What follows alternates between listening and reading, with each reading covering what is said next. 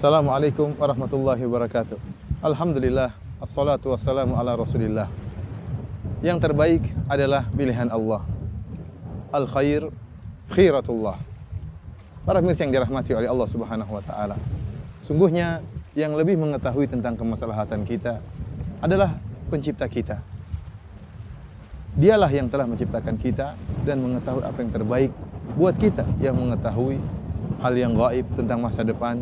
Dialah Allah Subhanahu wa taala. Ala ya'lamu man khalaq wa huwal latiful khabir. Tidakkah yang menciptakan lebih mengetahui tentang apa yang Dia ciptakan? Kita terkadang berencana ya, menurut perasaan kita, menurut perkiraan kita bahwasanya ada sesuatu yang terbaik bagi kita. Sehingga kita berusaha untuk meraihnya. Namun ternyata gagal. Setelah kita berusaha, ya, ternyata kita gagal. Ternyata tidak sesuai dengan apa yang kita rencanakan. Atau terkadang ada musibah yang menimpa kita, yang membuyarkan cita-cita kita. Namun ingatlah wahai pemirsa yang dirahmati oleh Allah Subhanahu wa taala, jika seorang hamba telah berusaha dan telah berdoa, maka yakinlah apa yang Allah takdirkan itu yang terbaik bagi dia. Kenapa? Al khair khiratullah. Yang terbaik adalah pilihan Allah Subhanahu wa taala. Allah Subhanahu wa taala telah berfirman dalam Al-Qur'an, "Wa asa an takrahu syai'an wa huwa khairul lakum." Bisa jadi engkau membenci sesuatu, namun itu yang terbaik bagi engkau. Kemudian Allah berkata, "Wallahu ya'lamu wa antum la ta'lamun." Allah yang mengetahui dan kalian tidak mengetahui. Dalam ayat yang lain kata Allah Subhanahu wa taala, "Fa in karihtumuhunna fa asa an takrahu syai'an wa yaj'alallahu fihi khairan katsira." Bisa jadi kalian membenci istri-istri kalian, ya. Akan tapi di balik kebencian kalian Allah menjadikan banyak kebaikan. Ada seorang salaf, seorang ulama yang memiliki seorang anak yang sangat berbakti. Baktinya sangat luar biasa. Maka orang-orang pun heran melihat betapa baktinya sang anak. Maka mereka bertanya, apa rahasianya, kenapa anak ini bisa begitu berbakti? Maka ternyata dia mengatakan karena kesabaran dia terhadap ibunya. Ibunya mungkin bukan seorang wanita yang sangat soleha, wanita yang mungkin tidak begitu diharapkan.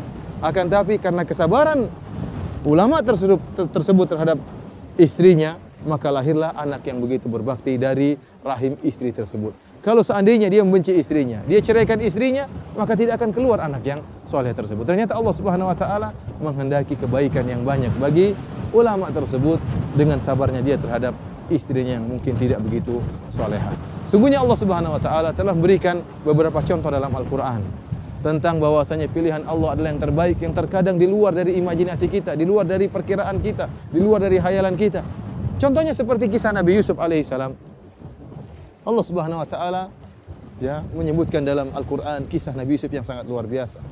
Ya, nahnu naqussu 'alaika ahsanal qasas, kata Allah Subhanahu wa taala, wahai Muhammad, kami kisahkan kepada engkau dengan kisah yang terbaik. Kisah siapa? Kisah Nabi Yusuf. Kisah yang penuh dengan perkara-perkara yang menakjubkan. Bagaimana Allah Subhanahu wa taala memberikan anugerah kepada Nabi Yusuf dalam bentuk ya ujian-ujian. Oleh karenanya terkadang kata para ulama di antara Ibnu Qayyim rahimahullah, terkadang anugerah karunia Allah berikan, Allah turunkan dalam bentuk ujian. Dan ini yang pernah dialami oleh Nabi Yusuf alaihissalam. Kita tahu bagaimana Nabi Yusuf alaihissalam akhirnya menjadi seorang Al-Aziz, seorang menteri yang mulia, yang dimuliakan, yang dihormati oleh penduduk negeri Mesir. Bagaimana ceritanya Nabi Yusuf alaihissalam bisa menjadi seorang yang mulia? Ternyata dengan berbagai macam ujian. Dari awal ujian Allah Subhanahu wa taala sebutkan dalam kisah surat Yusuf alaihissalam. Tatkala Nabi Yusuf alaihissalam, saudara-saudaranya hasad kepada Nabi Yusuf. Akhirnya kemudian melemparkan Nabi Yusuf ke dalam sumur. Ini ujian pertama. Dilemparkan dalam sumur. Namun Nabi Yusuf sabar menghadapinya. Dipisahkan dari ayahnya, Nabi Yakub alaihissalam yang sangat mencintai Nabi Yusuf. Sehingga menyedihkan sang ayah dan juga menyedihkan Nabi Yusuf alaihissalam. Ayah yang mencintainya, ayah yang mengayominya selama ini, ayah yang membelanya selama ini harus terpisah dari dia. Diuji oleh Allah Subhanahu wa taala, dilemparkan dalam sumur. Ternyata ini adalah anugerah, tapi memang ceritanya harus berupa ujian-ujian. Kemudian yang kedua, setelah itu Nabi Yusuf alaihissalam diselamatkan oleh ada orang yang datang lewat, kemudian ingin mengambil air dari sumur tersebut. Ternyata ada Nabi Yusuf alaihissalam. Ya.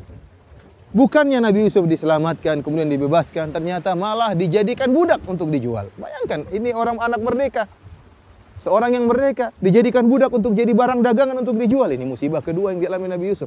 Tetapi ternyata justru tatkala Nabi Yusuf menjadi budak ini merupakan langkah menuju kebahagiaan, langkah menuju anugerah. Akhirnya Nabi Yusuf alaihissalam dibeli oleh pembesar negeri Mesir. dibeli oleh pembesar negeri Mesir, kemudian dirawat di istana mereka, dirawat di istana yang megah. Akhirnya Nabi Yusuf pun berkembang menjadi seorang muda yang sangat tampan. Ya. Kemudian ternyata Nabi Yusuf pun dirayu oleh sang permaisuri yang mengajak Nabi Yusuf untuk berzina. Akhirnya Nabi Yusuf alaihissalam menolak. Akhirnya dia pun di penjara. Ini ujian berikutnya. Bayangkan ujian setelah ujian. Di penjara Nabi Yusuf alaihissalam. Bersabarlah Nabi Yusuf dalam penjara tersebut. Kemudian tidak lama kemudian datanglah dua orang yang ingin ditafsirkan mimpinya. Setelah itu Nabi Yusuf alaihissalam menafsirkan mimpi kedua orang tersebut. Nabi Yusuf mengatakan, adapun engkau akan dibunuh, adapun engkau satunya akan selamat. Yaskhi rabbahu khamra, dan engkau akan menjadi pelayan sang raja dan akan menuangkan minuman bagi sang raja. Kemudian apa kata Nabi Yusuf? Wa qala alladhi dhanna annahu najim minhum adhkurni 'inda rabbik. Kata Nabi Yusuf kepada orang yang menurut beliau akan selamat tersebut, salah satu dari dua penghuni penjara tersebut, kata Nabi Yusuf, jangan lupa kau sebutkan kebaikanku di sisi tuanmu, di sisi raja. Apa maksud Nabi Yusuf alaihissalam? Agar jika sang raja tahu bahwasanya Nabi Yusuf adalah seorang yang soleh, yang bisa menafsirkan mimpi, maka Nabi Yusuf akan dibebaskan dari penjara, tidak terikat dalam penjara tersebut. Akan tapi apa kata Allah Subhanahu wa taala? Fa ansahu syaitanu dzikra rabbih falabitha fis sijni bid'a sinin. Ternyata Allah mentakdirkan lain. Orang yang telah selamat ini lupa untuk menyebutkan kebaikan-kebaikan Nabi Yusuf di sisi sang raja. Akhirnya bertambah lagi bertahun-tahun Nabi Yusuf harus dipenjarakan. Kenapa? Karena orang ini lupa. Subhanallah. Ini musibah lagi ditambah dengan musibah karena kelupaan orang tersebut. Akan tetapi ternyata Allah punya skenario yang lain. Allah punya cerita yang lain. Ternyata kelupaan orang ini adalah anugerah. Sampai kapan? Sampai akhirnya sang raja yang bermimpi. Inni ara sab'a baqaratin simanin ya'kuluhunna sab'un ijab wa sab'a sumbulatin khudrin wa ukhra yabisat. Dia mimpi, dalam mimpinya dia melihat ada 7 ekor sapi gemuk dimakan oleh 7 ekor sapi yang kurus, dan ada sumbulah yang kering, ada sumbulah yang hijau. Maka akhirnya dia bertanya, siapa yang bisa menafsirkan mimpiku? Ternyata tidak ada yang mampu. Tatkala itu ingatlah orang ini, pelayan raja tadi yang telah dibebaskan dari penjara. Kata Allah, waddakara ba'da ummatin ana unabbi'ukum bi ta'wilihi fa'arsilun. Dia baru ingat tatkala itu. Ternyata ada Nabi Yusuf yang pandai menafsirkan mimpi. Maka dia mengatakan, saya akan mendatangkan Yusuf untuk menafsirkan mimpi kalian. Ternyata Yusuf alaihissalam, Allah menjadikan orang ini baru ingat tatkala sang raja yang mimpi langsung. Maka kemudian Nabi Yusuf alaihissalam menafsirkan mimpi sang raja, baru ketahuanlah bahwasanya Yusuf alaihissalam adalah seorang yang hebat. Maka akhirnya Nabi Yusuf alaihissalam diangkat menjadi seorang menteri yang mulia. Lihatlah para pemirsa yang dirahmati oleh Allah Subhanahu wa taala. Berbagai macam ujian yang dihadapi oleh Nabi Yusuf, ternyata semua itu kesimpulannya adalah anugerah. Kesimpulannya adalah karunia. Allah ingin mengangkat Nabi Yusuf menjadi seorang raja. Bahkan bukan cuma itu, akhirnya Nabi Yusuf alaihissalam bisa mendatangkan ayah dan ibunya dan keluarganya semua dipindahkan ke Mesir, dari kehidupan yang sulit menjadi kehidupan yang lapang. Ini anugerah yang luar biasa, akan tapi ternyata ceritanya tidak seperti yang kita bayangkan. Tidak semua anugerah datang dalam keadaan penuh kenikmatan. Ternyata anugerah yang dialami oleh Nabi Yusuf, karunia yang dialami oleh Nabi Yusuf ternyata melewati ujian-ujian, berbagai macam ujian. Oleh karenanya, terkadang kata Imam Ibnu Qayyim rahimahullah, terkadang anugerah datang dalam bentuk musibah dan dalam bentuk ujian. Contoh yang lain yang Allah sebutkan dalam Al-Quran, kisah Nabi Musa alaihissalam. Nabi Musa alaihissalam, ya, bagaimana tatkala kecilnya harus dilepaskan di sungai Nil. Ibunya merasa sedih, musibah, harus melepaskan anak yang sangat dia cintainya, dilepaskan di sungai Nil. Kita tahu bahwasanya setelah Nabi Yusuf alaihissalam diangkat menjadi seorang yang mulia, seorang menteri di negeri Mesir, kemudian seluruh Bani Israel dipindahkan ke negeri Mesir, dan kemudian lama kelamaan setelah Nabi Yusuf alaihissalam meninggal dunia, maka akhirnya penduduk asli negeri Mesir akhirnya menindas orang-orang Bani Israel, suku Bani Israel, sampai akhirnya tiba masa Fir'aun. Fir'aun adalah penduduk asli dari negeri Mesir, dari suku Qibti, akhirnya mendolimi, menindas orang-orang Bani Israel. Di antaranya Nabi Musa alaihissalam. Tatkala tahun tersebut, maka pasukan Fir'aun mencari setiap anak yang dilahirkan untuk dibunuh.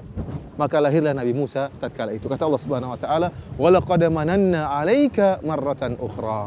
Wahai Musa, sungguh kami telah memberikan kepada engkau anugerah pada kesempatan yang lain. Kapan? Anugerah namun dalam bentuk musibah. Idz auhayna ila ummika ma yuha an ikdhifihi fit tabuti fakdhifihi fil yammi falyulqihil yammu bis sahil ya'khudhu aduwwu li wa aduwwullah. Tatkala kami mewahyukan kepada ibumu untuk meletakkan engkau dalam keranjang. Kemudian lepaskanlah keranjang tersebut ke sungai Nil. Ya, ini musibah, ujian. Akhirnya ibunya Nabi Musa alaihissalam dengan begitu sedihnya, anak yang baru dia lahirkan, yang selama ini dia kandung selama 9 bulan, yang dinanti-nanti kehadirannya. Tatkala hadir anak tersebut, maka dia harus memisahkan anak tersebut dari dirinya. Maka dia masukkan anak tersebut, Musa yang masih kecil, dimasukkan dalam keranjang, kemudian dilepaskan di sungai Nil. Tidak tahu apa yang terjadi. Yang jelas dia melaksanakan perintah Allah Subhanahu wa taala, maka selanjutnya urusan Allah. Allah yang akan menyelamatkan Nabi Musa alaihissalam. Ternyata Nabi Musa alaihissalam, keranjang tersebut, keranjang Nabi Musa melewati istana Fir'aun. Kata Allah Subhanahu wa taala, "Faltaqatahu alu fir'aun liyakuna lahum aduwwan wa hazana." Maka ternyata Musa alaihissalam si kecil ditemukan oleh istri Fir'aun. Dan ternyata Allah telah mentakdirkan istrinya Fir'aun tidak bisa punya anak. Begitu dia melihat Nabi Musa si kecil, dia tahu dari Bani Israel, jatuh rasa cintanya kepada Musa yang kecil tersebut. Maka dia ingin melihara Musa. Fir'aun yang tadinya ingin membunuh anak-anak harus tunduk kepada istrinya. Kita tahu bagaimana suami sering tunduk kepada istrinya. Fir'aun saja tunduk kepada istrinya. Akhirnya apa? Sang anak dipelihara di Musa kecil yang masih kecil alaihissalam dipelihara di istana Fir'aun. Lihatlah anugerah yang luar biasa. Kalau seandainya Nabi Musa disembunyikan oleh ibunya dan berhasil selamat dari kejaran Fir'aun, maka dia akan hidup dengan susah payah, dengan kondisi miskin di mana di perkampungan Bani Israel. Namun Allah menghendaki Nabi Musa hidup di istana Fir'aun, bahkan menjadi anak angkat Fir'aun. Kemudian akhirnya setelah itu, karena sayangnya istri Fir'aun begitu sayang kepada Nabi Musa yang kecil, akhirnya dia pun menawarkan kepada ibu-ibu untuk bisa menyusui Nabi Musa. Ternyata semua susuan ditolak oleh Nabi Musa. Nabi Musa tidak mau, si kecil Musa tidak bisa menerima sembarang susuan. Tidak ada yang dia sukai. Sampai akhirnya datanglah ibunya yang bisa menyusui Nabi Musa alaihissalam. Ternyata ada seorang ibu yang cocok bisa menyusui Nabi Musa. Akhirnya ibunya Nabi Musa pun alaihissalam dipindahkan tinggal di kerajaan untuk merawat Nabi Musa alaihissalam. Lihatlah bagaimana kenikmatan yang luar biasa. Ibunya akhirnya kata Allah, "Faraja'naka ila ummika kai taqarra ainuha wa la tahzan." Kami kembalikan engkau wahai Musa kepada ibumu agar dia senang dan tidak bersedih. Allah yang mengatur itu semua. Akhirnya ibunya pun tinggal di kerajaan Fir'aun, mengurus anaknya sendiri Nabi Musa alaihissalam, bahkan digaji oleh Fir'aun. Luar biasa, ini adalah anugerah yang Allah berikan kepada Nabi Musa dan kepada ibunya Nabi Musa dalam bentuk musibah-musibah. Oleh karenanya para mirsa yang dirahmati oleh Allah Subhanahu wa taala, jika kita terkena musibah, jika kita sudah berusaha dan berdoa ternyata ada suatu hal yang membuyarkan cita-cita kita, tidak sesuai dengan keinginan kita, maka yakinlah bahwasanya di balik segala sesuatu pasti ada hikmahnya. Pasti ada hikmahnya. Terkadang hikmah tersebut Allah buka seketika itu pula. Terkadang hikmah tersebut Allah buka setelah bertahun-tahun. Terkadang hikmah tersebut tersembunyikan, tidak ada yang tahu. Hanya Allah akan tampakkan di akhirat kelak. Allah menghendaki kebaikan bagi hamba-hambanya. Dan di akhir dari apa yang ingin saya sampaikan ini ada suatu ilustrasi yang disebutkan dalam sebagian kisah, ya. Hanya sekedar ilustrasi, kita tidak tahu tentang kebenaran kisah ini, tentang seorang raja dengan seorang menteri, ya. Menterinya ini senantiasa berkata al khair khiratullah, bahwa yang terbaik adalah pilihan Allah Subhanahu wa taala. Setiap ada orang terkena musibah, maka dia pun mendatangi orang tersebut dan menasihati dengan mengatakan yang terbaik adalah pilihan Allah Subhanahu wa taala. Suatu saat sang raja yang terkena musibah, sang raja jarinya terputus. Maka datanglah sang menteri dengan penuh semangat mengatakan, wahai sang raja, yang terbaik adalah pilihan Allah. Jarimu putus itu yang terbaik. Maka sang raja pun tersinggung dan marah. Dia mengatakan, jari saya putus yang terbaik, penjarakan orang ini. Akhirnya sang menteri pun dipenjarakan. Tatkala sang menteri dipenjara, dengan mudah dia berkata, al khair khiratullah, yang terbaik adalah pilihan Allah Subhanahu wa taala. Ternyata benar. Suatu saat sang raja pun keluar bersama anak buahnya dalam rangka berburu atau suatu keperluan. Akhirnya mereka terjebak pergi ke tempat yang jauh. Akhirnya mereka ditangkap oleh orang-orang penyembah dewa atau penyembah roh. Kemudian ditangkaplah mereka dan disembelih mereka satu persatu untuk tumbal bagi Tuhan mereka. Disembelih satu persatu anak buah sang raja. Tatkala tiba untuk menyembelih sang raja, mereka dapati sang raja ternyata jarinya putus. Ternyata raja seorang yang cacat, sehingga mereka mengatakan orang yang cacat tidak pantas untuk diserahkan bagi dewa kita. Akhirnya dibebaskanlah sang raja. Tatkala itu sang raja pun sadar, ternyata apa yang dikatakan sang menteri betul. Jarinya putus ini ternyata merupakan kebahagiaan, merupakan anugerah, sehingga dia tidak jadi dibunuh oleh mereka. Akhirnya dia pun pulang dengan begitu semangat, kemudian membebaskan sang menteri dan mengatakan, benar perkataanmu, yang terbaik adalah pilihan Allah Subhanahu wa taala. Saya selamat dari cengkeraman mereka. Namun saya ingin bertanya, Kenapa waktu engkau di penjara engkau berkata yang terbaik adalah pilihan Allah Subhanahu wa taala? Apa kebaikan yang kau alami dalam penjara? Kata sang menteri, seandainya saya tidak di penjara, maka saya pun akan berburu dengan engkau dan saya akan ditangkap oleh mereka dan saya akan disembelih oleh mereka. Oleh karena saya di penjara adalah yang terbaik. Demikianlah para pemirsa, semoga kita senantiasa berhusnudzon kepada Allah Subhanahu wa taala. Setelah kita berusaha dan berdoa, yakinlah bahwasanya segala ketetapan Allah Subhanahu wa taala, segala keputusan Allah adalah yang terbaik. Wallahu taala alam bisawab. Wassalamualaikum warahmatullahi wabarakatuh.